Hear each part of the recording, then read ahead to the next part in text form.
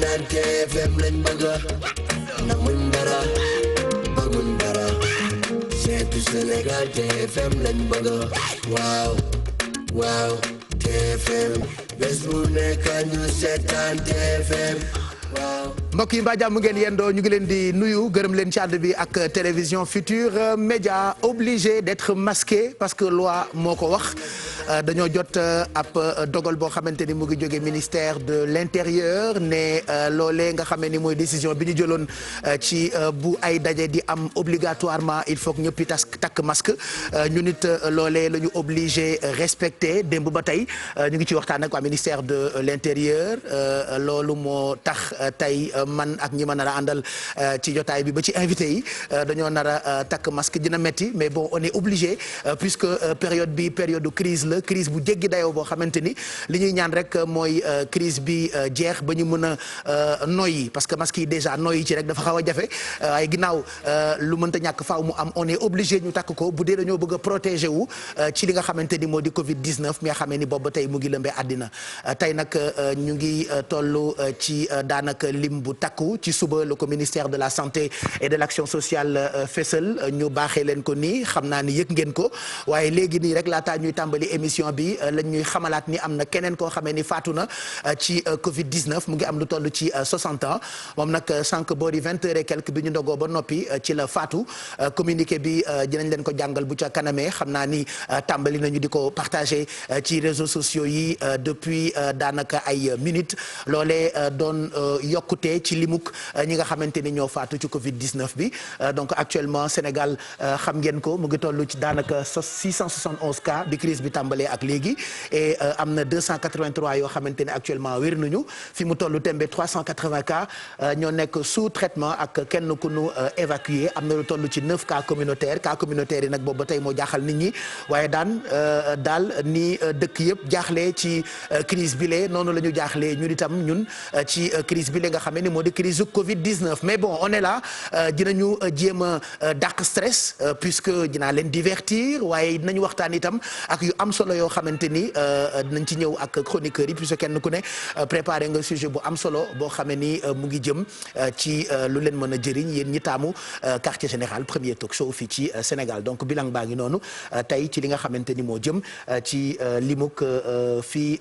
crise bi toll di situation dimanche 26 avril 2020 alors li ñu leen di baaxee mooy xibaaru jaww ji peut-être demain lundi xëj na dina am ñu xëy liggéey am ñoo xamee ni seen i biir kër la ñuy liggéeyee mais quand même ñu baaxee leen température yi ci dëkk yëpp moo xam Dakar wala yeneen régions yi nekk Sénégal donc li ngeen koy gisee mu bleu mooy minimum yi ci dëkk yu bëri donc dëkk bu ne ak li mu nar a yeewoo ci wàllu température 19 degré Saint-Louis Podor 23 degré Dakar 22 degré Diourbel 24 degré Kaolack 25 degré Ziguinchor 22 degré Kolda 24 degré Linguère 24 degré Matam 27 Tambacounda 29 Kédougou 28 degré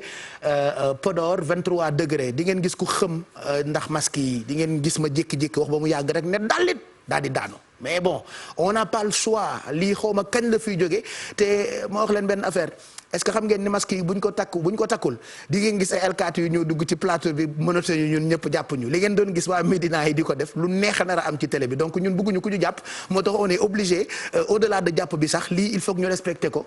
pour éviter feebar bi law benn cas rek doyoon na donc bëgguñu dara yokku ci donc kuy digle cangaay sax da ngaa war a sangu donc yéen it da leen takk seen masque man damay ragal sax ñu dem ba kuy génn këram sax bu takkul masque am ñu jàpp ko parce que affaire yaa ngi bëgg critique bu ñu demee léegi nii ba amaat keneen ku faatu à 20 heures et quelques mu am 60 ans loolu jaaxal na autorités yi ak ñi nga xamante ni ñooy liggéey kër docteur donc ku wax lii wax lee maa ngi woon ci température yi suba gi demain lundi bu ñu demee nag ba ci kanam ci après midi bi ci la ñuy am maximum yi saa yu xonkee rek xam leen ni daanaka mbir yi pic yi dina kawe donc dañuy am lu mel ni température nawet maanaam naaj bi dina lëmbee ci dëkk yu bëri thermomètre bi yéeg ba 41 jàpp 42 ba 43 degré suba muy lu nar a metti ak weeru koor gi donc 43 degré météo prévoir na ko fi nga xamante ni moo di Kédougou Tambacounda 43 Matam 43 41 degré Linguère dëkku Aly Ngouille Ndiaye suñu xarit bi ak a baax te bëri valeur 41 degré Diourbel 42 degré fi nga xamante ni moo di Kaolack Kolda 43 degré Ziguinchor 40 degré Dakar 25 degré Saint-Louis 38 degré Podor 40 degré donc lii ay température maximum yi la et que daanaka akuk tàngoor gu tar la nu nar a seetlu demain lundi ci dëkk yu bëri donc na ngeen di féexlu bu ngeen bëggee moytandikook tàngoor bi la nga xam ne ni moo nar a lëmbee ci dëkk yu bëri alors ñu baaxee leen waxtu marée yi marée haute yi waxtoom yaa ngi bu njëkk bi 10h49 la ko météo prévoir bi ci topp 22h02 waxtu marée basse yaa ngi bu njëkk bi 4h34 du matin marée bi ci topp di marée basse mu ngi toll ci 16h58. et puis waxtu yi nga xamee ni moo gën a baax pour suñu mbokk nappkat yi 3h26 ak ba 5h26 du matin sinon ngoon gi 15h52 jàpp 17h52 mën naa baax pour suñu mbokk nappkat yi ñu baaxee leen li nga xamante ni mooy jant bi suba du biddanti dina xëy bu ñu xëddee ba noppi bu 6h49 du matin jotee nara tëddi guddi gi exactement bu 19h26 jotee alors taux de change bi peut-être soxlawu leen ko parce que kenn tukkeetul kenn dematul kenn dikkatul pour ngeen def devis ak ñoom seen est-ce que dina ko jar mais quand même ñu baaxee leen ko rek ci coronavirus xaalisu Amérique demuñ fa mais bon actuellement mu ngi toll ci 600,085 francs CFA 1 euro gëj nañoo dem France ak Italie waaye seen xaalis ñoo ngi koy wecceeg CFA ci lu toll ci 655,957 francs CFA une livre sterling di xaalisu Grande-Bretagne ñoo ngi koy weccee 749,453 francs CFA un yuan chinois commerçant yi gëj nañoo dem Chine mais quand même xaalisu Chine ñoo ngi koy weccee 85,5916 francs CFA un dirham di xaalisu Maroc ñoo ngi koy weccee 60,7565 francs CFA one dalasi di xaalisu Gambie ñoo ngi koy weccee 11,828 francs CFA alors lan laa leen di wanaat peut-être waxtu julli yi lii moom force la moom julli amul coronavirus amul takk leen masque par la force amul feebar ala kulli al c'est-à-dire boo feebaree sax tiimal toog te julli voilà donc julli bu dee actuellement tere nañu daje yi rassemblement yi ci jàkka yi ak ci jumaa yi ku ne war nga ko mën a def sa biir kër donc fajar gi julleem ëllëg mu ngi toll ci 5h35 du matin tisbaar 13h08 ci la toll takkusaan daañ ko julli 16h16 timis ak ndogu 19h30 et puis gée ak naafila daanaka gée donc julleem mu ngi toll ci 20h36 defe naa mën nañu jàll ci naafila yi ñu ngi ci guddi ñetteel bi loolee mooy li am solo pour ñu présenter leen naafila yi nag dañ ci ànd ak oustaz Assane moom nag li tax mu neex ma bi crise bi tàmbalee ba tey Assane da ngaa kase sa ay masque waaye masque yu diis lay sol ñu lay nuyu bu baax yow tey ji boo dee woon kenn du la autopsie xam naa ni masque bee la fàtt maa lay nuyu di la ziar yaa oustaz jox la sa wàccuwaay ndokkeel la gërëm la ci teewaay bi ci quartier général ñu ñëw ak yow ci naafila yi. jërëjëf Baye Cheikh maa ngi lay delloo nuyoo di nuyu mbokku téléspectateurs yu télévision Futurs Médias yi nga xamante ni ñu ngi am habitude di ñu topp si quartier général at yi yëpp di leen ñaanal yàlla suñu borom subhanahu wa taala defal leen kooru jàmm yàlla sàmm leen aar leen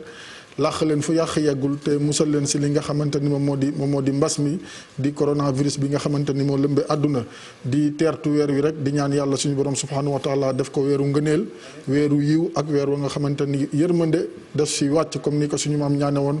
Cheikhul Khadim radiallahu anhu waxoon na yaa xayra dayfin ata bil bishri wal madadi ahlan wa sahlan wa tarxiban bila adadi yàlla nañu ko yàlla defal te lépp luy jàngoro ak méttit ak tartar yàlla dogal weeru koor bi yóbbaale ko bàyyi Cheikh di wax ne naafile bi comme ni nga ko waxee léegi rek dañu ne tey naafile bi ku ko mën na nga ko def muy juróom-benni rakka boo koy julli nag nga wax ko sa kaw ndax naafila guddi sa kaw lañ koy wax waaye naafila bëccëg si suuf lañ koy wax loolu itam baax nañu préciser ko ngir suñu mbokk yi nga xamante ni dañuy bëgg di naafila guddi gi bëccëg gi itam ñuy bëgg di julli bi nga xamante moom moo di julli yor bu dee guddi gi boo koy jàng da nga koy jàng sa kaw juróom benni rakk la rakk bu nekk nga jàng fatiha ak li nga xamante moom moo di inna anzalnahu ñeenti yoon ak qul ya ayyuhal kafirun ñeenti yoon nee nañu képp ka nga xamante ni def nga naafila bi suñu borom subhanahu wa taala mën na la bindal yoolu ka nga xamante ni dafa goreel junney jaam waaye itam ak ka nga xamante ni dafa jël fekk jigéen ñoo xamante ne dañu wooroon mu leel si ñoom wala jox leen lu ñu dëggee lu mat junni te sallallahu alayhi wa sallam Baye Cheikh moo ñu jàngaloon ne ittaqu naara walaw bi shiqqi tamra doon na wax ne dee leen mooy tanda ko safara donte la da ngeen jël genn wàllu tàndarma sax saraxe ko ngir jëmmi yàlla te yàlla rek tax Baye Cheikh tax mën a yàlla mën a musal si safara ku ko mën na nga ko def ndax nekk na la nga xamante ni lu baax la ku mën lu ëpp juróom-benni rakk yi itam nga def ko ndax lu baax du doy bés bu ne nga fàttali ko te fii ñu nga xamante ni moom la ñu nekk mu di àdduna li ñu fi indi rek mooy yàlla suñu borom subhanahu wa taala moo ñu fi indi ngir examen ñu nattuñu xool si ñun kan moo gën a bari la ay jëf ya nga xamante ni moom moo di jëf ju baax jëf ju yiw def ju sell kon lu baax loolu si la ñu njëkkante kon ku man lu ëpp juróom-benni rakk nga na nga ko def ku ko man yam si tamit fa tabarakallahu macha allah baax na ndax naa fi la amul lim Baye Cheikh. voilà parce que bonus la et bonus toujours dafa am solo suñu borom moom saa yu baaxee ay mbir loolu jàng naa ko ci yéen borom xam-xam yi. loo ca def rek dafay nekk bonus donc ñu ngi lay gërëm bu baax ci loolee nga xam ne ni moo jëm ci naafila yi ku ko def rek mën nga ci am lu am solo jërëjëf yaa oustaz ñun ñëpp a ngi fi pour gunge leen fii ba ci kanam ci télévision Futur Média gan gi moom itam bokk na ci personnalité yi nga xam ne ni yéen a leen plébiscité pour ñu nekk invité quartier général c'est vrai que masque yi day nëbb ñaawaay quand même xam naa classe Ndoye Bane gi actuellement dina def buzz Ndoye te ngaa ñëw toog moo xool masque nooy mel boo takkee masque finalement li metti na man c'est la première fois ci télé yi nekk ci àddina yëpp TFM rek laa gis ñu imposer ñu par la force ñu takk masque je regarde toutes les télés du monde mais il y a aucun présentateur ou chroniqueur ou une émission avec des gens où les gens portent des masques damay gaaru waale mënul ñàkk mais bon nous on est obligé de respecter consignes yi nga xamee ni moo jógee kër docteur je rappelle que neexul autorités yi rek ñu ne def leen lii lépp lu ñuy def dañu koy jëlee ci ay borom xam-xam yoo xamee ni ñoom jàpp nañu ni loolee bu ñu ko defee dinañu éviter lawuk li nga xamante ni moo di Covid 19 c'est vrai que ñun depuis démb ak production bi bëgguñu sax di dem à 100% di wax que ci feebar bi parce que y a d'autres y a yeneen choses yoo xamante ni quand même il faut qu'on en parle mais kenn mënul bañ a wax ci coronavirus bi ndax crise bi dafa xaw a doy waar donc Ndoye laa bëgg mu toog gis nga techniciens yi dinaa xeex ak ñoom ndax Ndoye laa bëggoon mu toog pour sénégalais yi xool Ndoye lu muy nuru bu takkee masque parce que am na ñoo xamante ni masque au delà de feebar bi daf leen di protéger ci seenug ñaawaay te vraiment Ndoye maak moom on a de la chance quand même on se cache mu ngoog maa ngi doon wax ni koo xamee ni téléspectateurs yi ko plébiscité pour mu ñëw seet suñu di sunu papa Moustapha Cissé Lo tey fii lay ndogoo ci télévision Futur Média il est déjà en régie ak équipe yi moom dinañu ko recevoir waxtaan ak moom ci ponk yu bëri digganteem ak président Macky Sall on se pose tellement de questions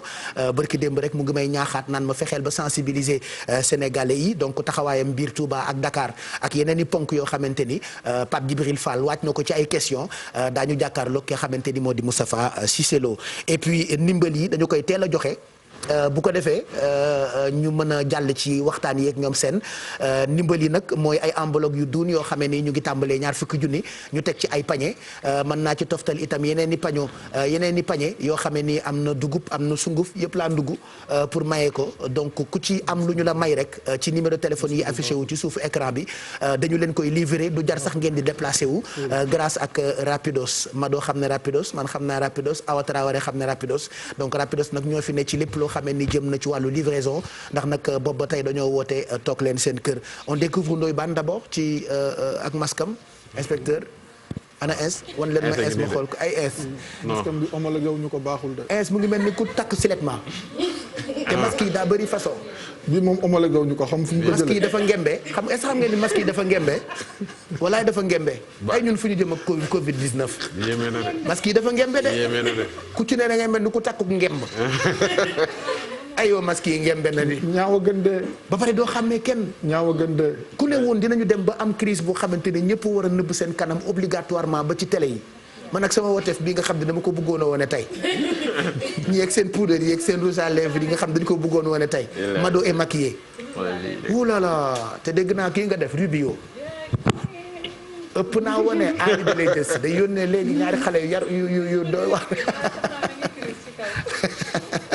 voilà donc nañu teel a joxe li nga xamante ni moo jëm ci ndimbal yi ci numéro téléphone yi nga xam ne ni ñu ngi affiché wu ci suufu écran bi très rapidement alors ñu gërëm profito ci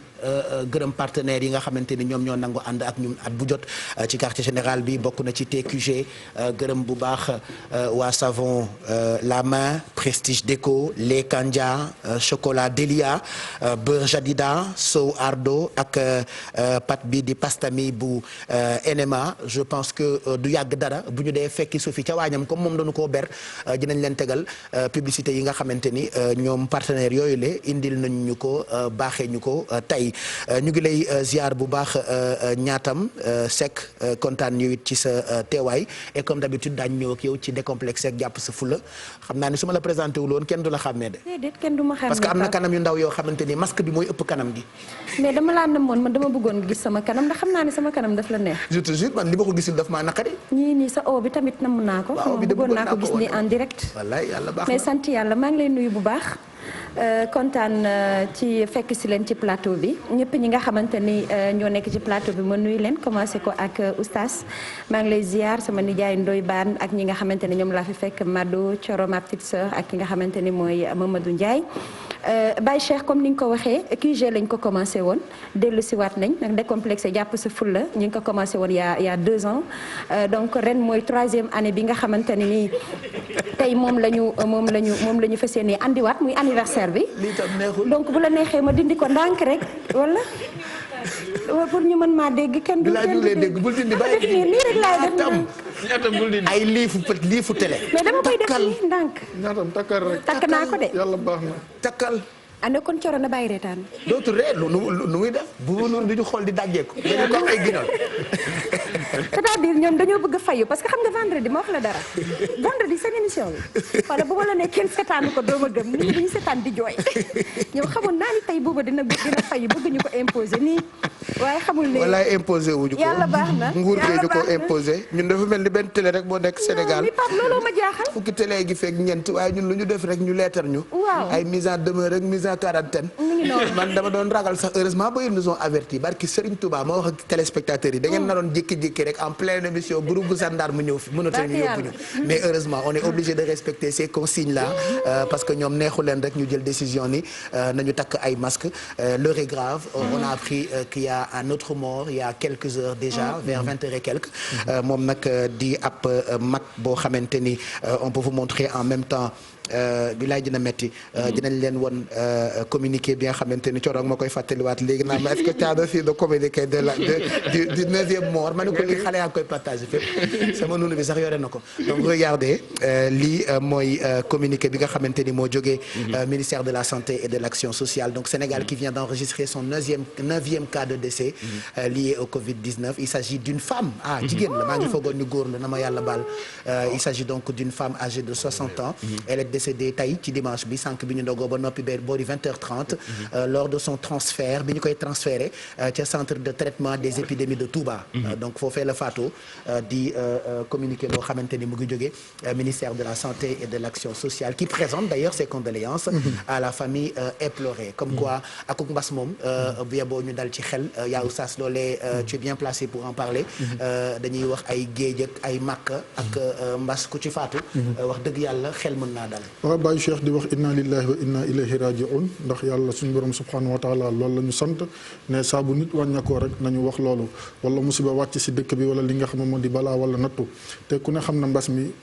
mënoo ko génn si yooyu ñu fi wax musiba la balaa la nattu la te si borom bi subhanahu wa taala la jóge li may faral di wax bu si nit mënoon dara du yegg sa fii bu si nit mënoon dara du yegg sa fii dañuy jéem rek te suñu borom subhanahu wa taala xam na ne ñu ngi jéem te tële nañu fi mu nekk nii ñu ngi koy ñaan yàlla jëleen ñu ko fii si nu mu gën a gaawee si barke yonent bi sallallahu alayhi wa sallam ndax yàlla yonent bi sallallahu alayhi wa sallam la am te yonent bi sallallahu alayhi wa sallam ñun ñii la am ñun ñoo ay xeetam kon yàlla na xool si daraja yonent bi sallallahu alayhi wa sallam ba jëleen ñu ko fi Baye Cheikh di wax na rek lii nag suñu borom subhanahu wa taala bi mu ko daree wax si alquran yàgg na waxoon na ne jamono dina ñëw danaa leen nattoo yu bëree bëri bokk na si li nga xamante ne moom moo di xew si jamono bi bokk na comme li nga wax yonent sallallahu alayhi wa sallam ñii mu wax ne am na nee ne koo xamante ni méttitu biir si la faatoo nee na kooku shahid la maanaam martyr la koo xamante dafa faatu si mbas kooku martyr la koo xamante dafa faatu si lakk kooku martyr la koo xamante ni dafa lap faatu si géej kooku martyr la koo xam ne dafa jóge fu kawee kawe daanu faatoo fa ne na itam kooku martyr la kon dañuy rafet njorte rek ñaan suñu borom subhanahu wa taala kii nga xamante ne moo si génn àdduna ak ñi ko si jiitu yàlla suñu borom subhanahu wa taala jéggal leen yërëm leen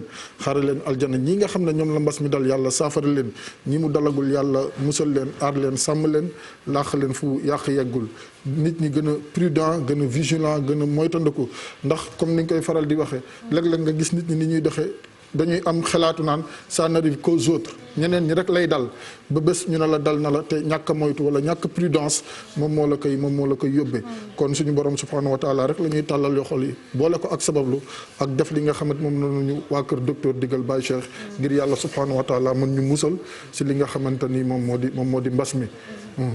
mu ngoog donc muy keneen ku faatu man nag masque yi commencé naa ci sonn parce que man gisuma ko ci benn télé ci àddina voilà gisuma ko ci benn télé et je pense aussi parallèlement bu ñu respecter distanciation sociale bi est-ce que jar na takk masque loolu itam baax na ñu laaj ci borom xam-xam yi ñiy liggéey ko docteur bu ko defee ñu indil ñu ci ay leeral parce que ci télé on parle de communication on parle de visage on parle de waxtaan ak nit ñi bu ñu ko naree imposer te ñoo ma ñaatam bàyyi ma wax xëy na Pape Djibril Fall bu ci waxee ñu déglu ko comme fan ñu ngi koy déglu Pape Djibril bi mu waxee saabu beeg raxasu bi dafa jooy ndeysaan ma ne ko nen na tuuti noppi li nga jooy nii la ñuy jooy bul jooy nen na tuuti Pape Djibril Fall il faut que mu jooy tey ci masque yi nii parce que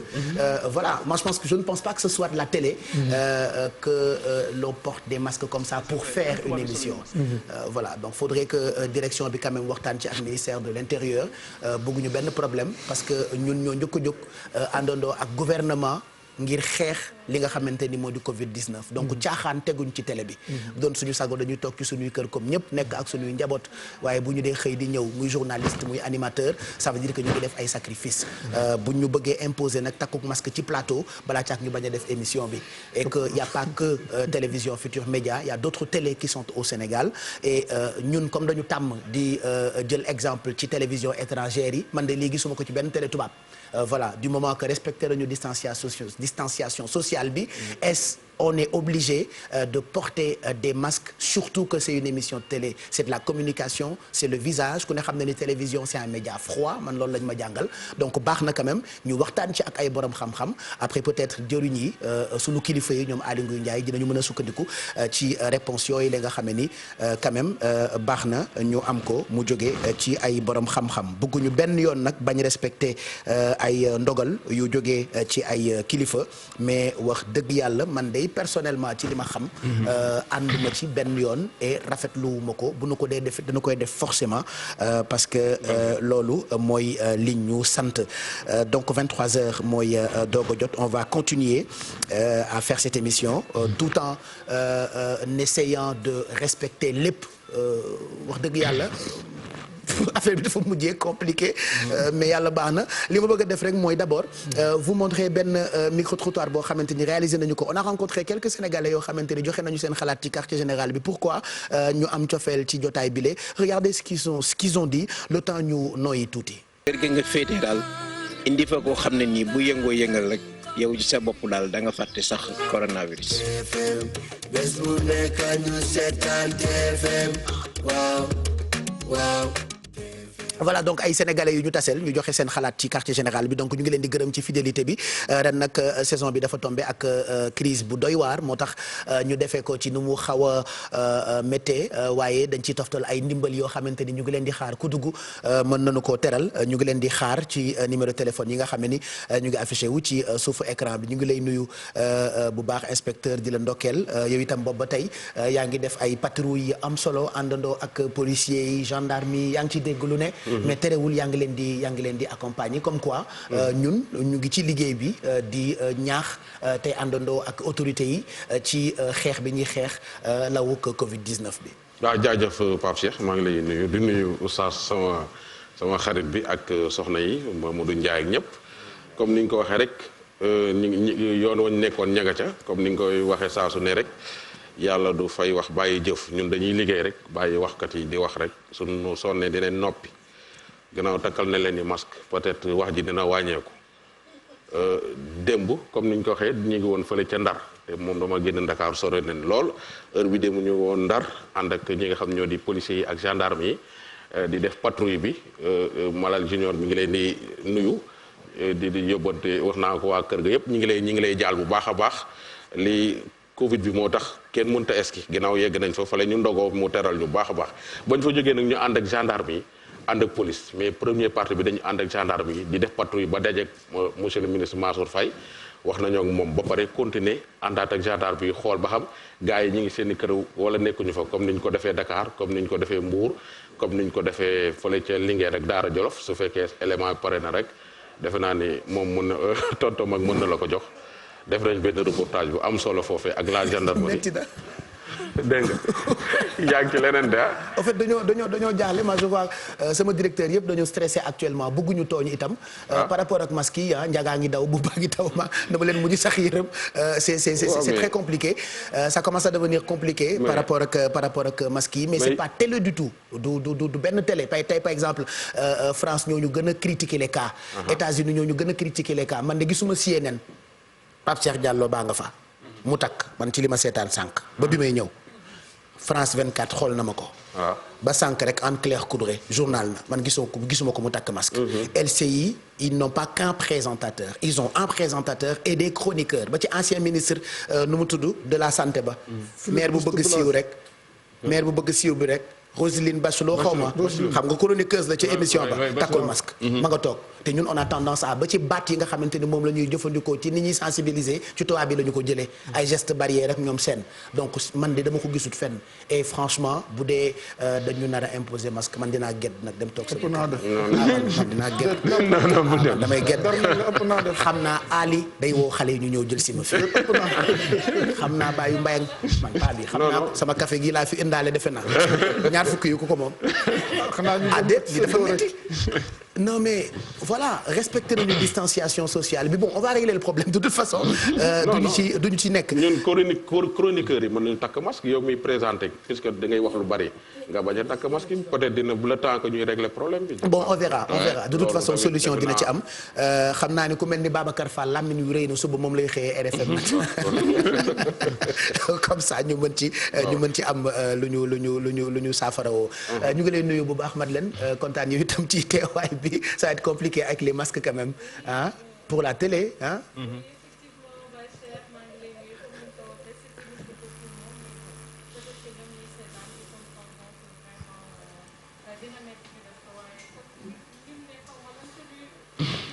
waxal rek te àggali bu dugg ci benn tubaab.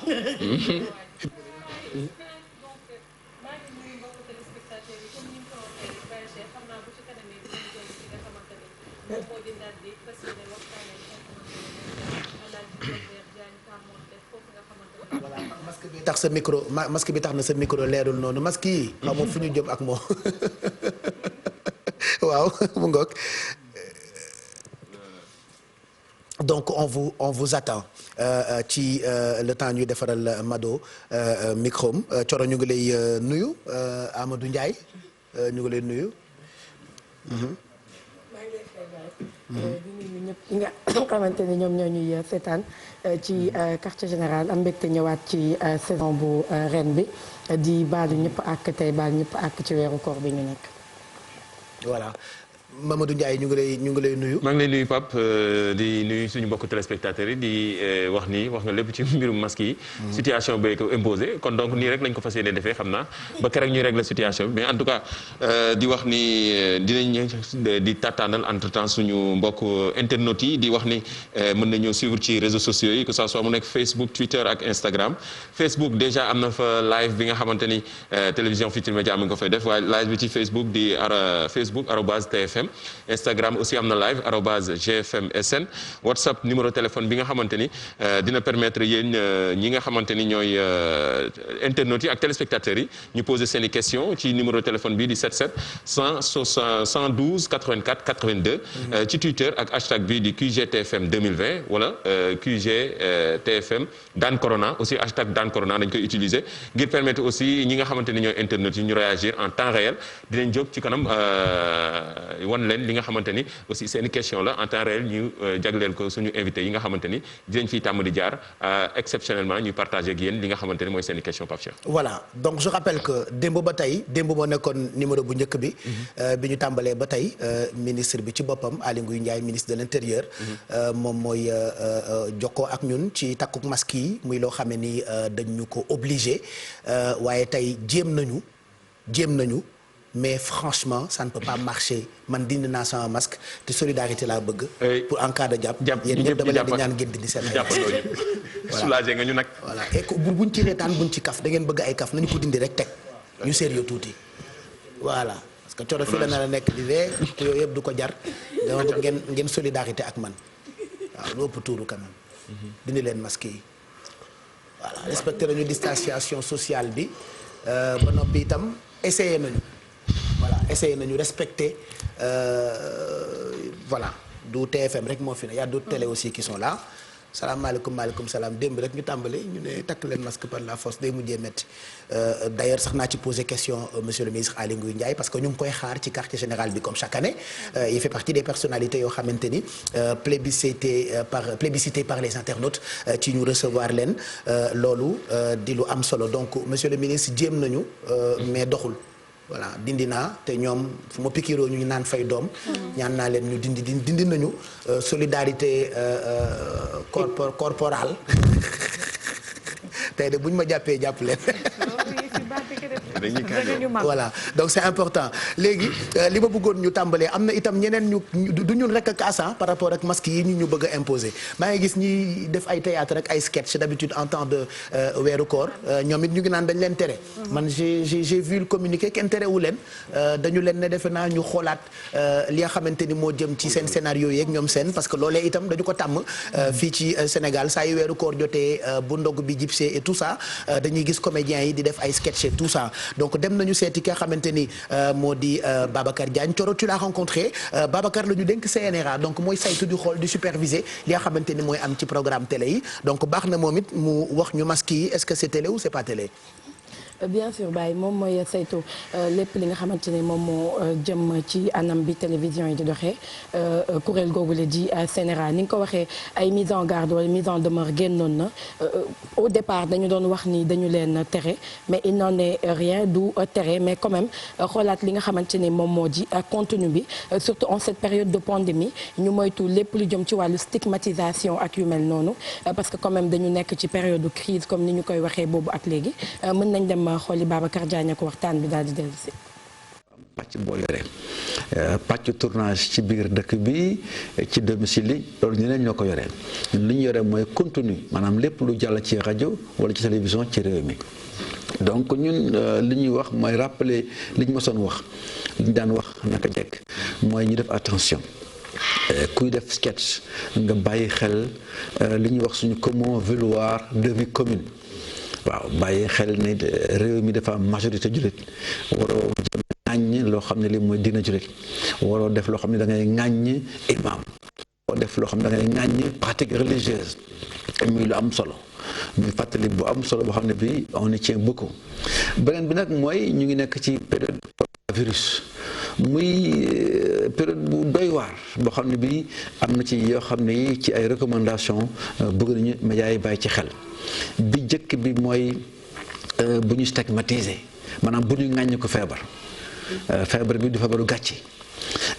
bu ñu ŋàññ benn gox bu ñu ne dëkk bi dafa ko am ñu ŋàññ dëkk bi da ci profiter loolu aussi musiba la ñu def attention aussi ci ñi ñuy invité ñu nekk ay spécialistes ñu xam virus bi moo ñu nekk ay charlatan ndax yooyu dafa am solo trop ndaxte boo indee koo xam ne kii xamul mbir mi xamul feebar bi mën na wax loo xam ne day yàq te fii dafa am li ñuy wax les gestes barrières yoo xam ne ñëpp xam nañ ko léegi vraiment travail bi ñu ci def de communication travail ba am solo la ñu ciy bàyyi xel. maa ngi rafetlu taxawaayu ministère de la santé taxawaayu service public de l'audiovisuel ak taxawaayu médias privés yi. gis naa ne vraiment ñëpp dañu ànd di tirer dans le même sens muy lu am solo waaye nag comme ni nga ko gisee comme maladie bi dafay évoluer te xam ne fi ñu jëm kon nag léegi il faut ñuy dànkaafu ñuy dànkaafu donc faire attention ci invité yi loolu lu am solo la ndax plus ñuy avancer plus ngay gis ay charlatan plus ngay gis ñu ne waaw man maa ci mën dara nanga il faut faire attention à ça. Deuxièmement mooy attention à la stigmatisation waaw bu ñu commencé naan dëkk bii la gox bii la ñii la nañ leen daw rek musiba loolu mooy am fi mu nekk nii gis nga lii xew mooy yu ci bëri léegi ci hôtel yeeg yooyu ñu ngi commencé am ay problème parce que feebar bu ko nit amee doo xam noo jëflante ak moom mënuñ mën a comprendre nag waaye léegi daal li am solo mooy ba léegi dëgg liggéey bi mu ngi jaar yoon ñuy ñaan rek mu continuer bi symbiose bi am entre li effort yi gouvernement di def média privé yi ànd ci ak ñoom lu am solo la lu CNRA di saluer la. voilà donc Babacar Diagne moo jiite CNRA wax ji mu wax baax na ci parce que man dama dégg tell rek ni damm na bokkoon naa ci ñu doon kaas naan nañu bàyyi xale yi quand même ñu réaliser seen ay sketch mais baax na itam mu artu leen ngir ñu moytu yiñ ciy dugal ci période bi da nga xamee ni lu waay di wax da koo war a xool baal ma de ba ci masque yi je ne dis pas que masque yi amul njëriñ ça a beaucoup d'importance nanu koy takk bu émission bi jeexee dañu koy takk waaye gisuma njëriñam ci plateau bi alors que respecté nañu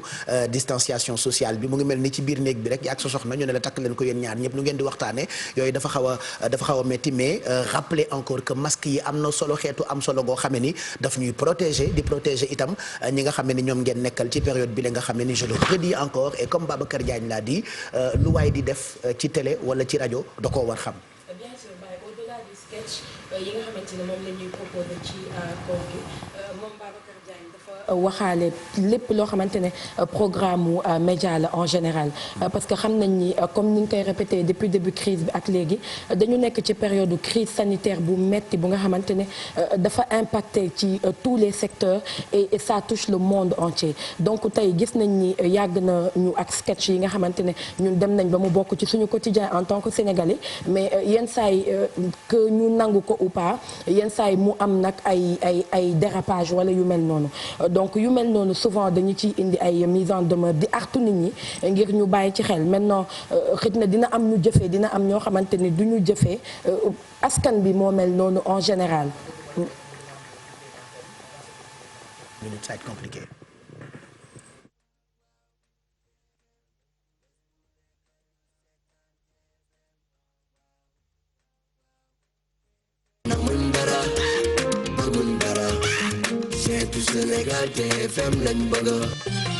NMA mu ngi ànd ak yéen ci dundin bu sell te di leen ñaanal kooru jàmm. Jadida Adel, c'est tout simplement le meilleur. Seen sowu ardo.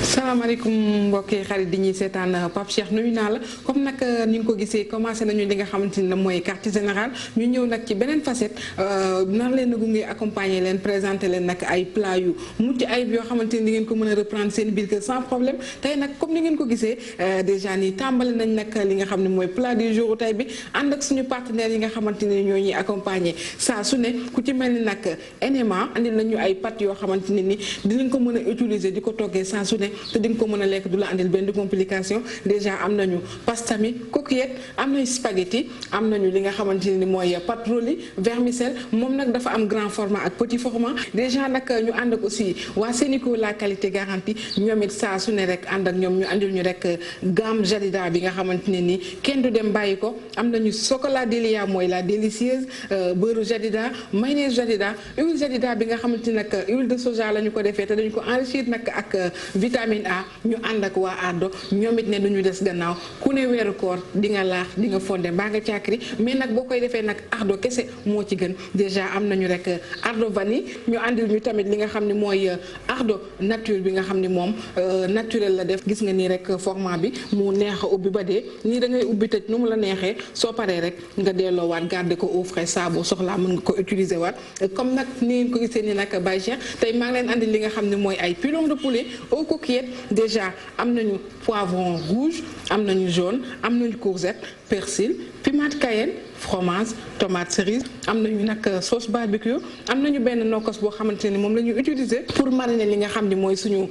pilon yi nga xam ni moom lañ leen andil tey bu ñu paree rek gis nga suñu coquette yaa ngi ni moom la ñuy jël rek baxal ko def un peu de sel ak li nga xam ne mooy beurre jadida bi nga xam ne moom day dem ci suñuy plat sucré comme plat salé fi mu ne li ñuy def nag mooy ñëw rek tàmbali li nga xam ne mooy préparation plat du jour tey comme ni ngeen ko gisee ni nag jël nañu nag pilon de poulet yi daal di koy def rek ci suñu benn bool pour mën ko mariner déjà rek pour marinade bi moom c'est très simple dañu jël rek benn cuillère à soupe ci li nga xam ne mooy sauce barbecue bi nga xam ne moom la ñu am fii déjà rek ñu jëlaat ci nokkos bi nga xamante ne ni dafa am ail am perche chinois ñu def ci nag tuuti paprika ak sel ak tuuti poivre moom la ñu jël def ko ci li nga xam ne mooy pilon de poulet yi li ci des rek mooy damay ñëw rek dagg tuuti piment de cayenne su ma daggee tuuti piment de cayenne nag ñu daal di ko ci sànni def ko ci gis nga bu vert bi ak rouge bi laay utiliser déjà ni dama ciy soxla ay quelques chances rek voilà lii rek dina baax moom la ñuy jël daal di sotti ci suñu pilon de poulet yi gis nga naka buñ ko ci defee de mini ba pare dañuy teg rek suñu marmite ci feu bi daal di ko ci sotti ak li nga xam ne mooy beurre jadida bi nga xam ne kenn du dem bàyyi ko moom laay def tuuti rek bu ñu paree nag ñu daal tegaat beneen marmite boo xam ne ci lañ voilà lii nag moom c'est juste pour déco bi moo tax ñu def ko mais bu ngeen nekkee en famille jarul ngeen koy def nii mën ngeen ko teg ci assiette bi rek comme ñun Sénégal ni ñuy faral di def teg ko ci assiette bi rek daal di jël ginaar yi def ci jël sauce bi sànni ci rek mu jox leen benn plat boo xamante ne ni bu riche lay doon.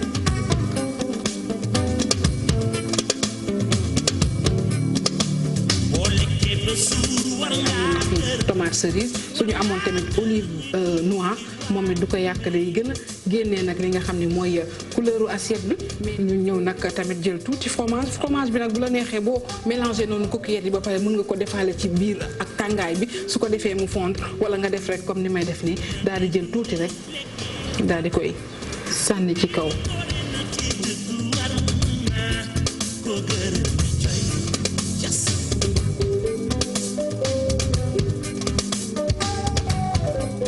mbokk yi xarit di ñuy seetaan nag comme ni ngeen ko gisee lii nag moo nekk coquillette au pilon de poulet yi nga xamante ne moom laa leen andi woon tey li ñu defar tey nag bàyyi comme ni ma ko waxee mën nga ko lekk à tout moment te doo ci am benn problème ndax dara nii nu ci produit yi ñu ci def yépp fii ci suñu réew la jógee Baye Cheikh ñu leen jox rendez-vous demain incha allah ci beneen recette moo xëdd laay wax wala boo ndogu yaay xam rek ci moment bu mu la neexee rek Baye Cheikh nga mën ci jël plat bi nga xam ne moom laa leen présenté tey à demain incha allah.